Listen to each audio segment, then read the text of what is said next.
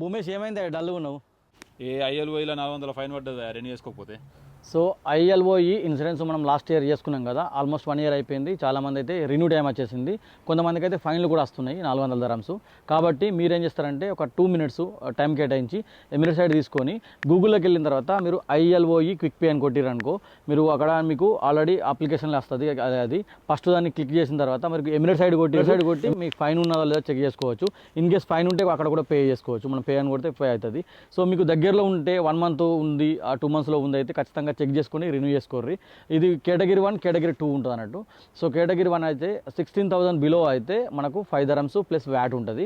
And 16,000 above salary ఉంటే మనకు monthly అయితే 10 dirhams ప్లస్ వ్యాట్ ఉంటుంది. ఖచ్చితంగా పే చేసుకోర్రి. సో దీని గురించి అయితే నేను ఆల్రెడీ ఇంతకుముందే ఫుల్ వీడియో చేసి ఉంటాయి last year. So full video నా యూట్యూబ్ ఛానల్ ఉంటుంది, ఫుల్ వీడియో చూడండి. ఖచ్చితంగా మీరు రిన్యూ డేట్ ఉన్న చూడు దాన్ని మీరు రిమైండర్ అయితే పెట్టుకోండి.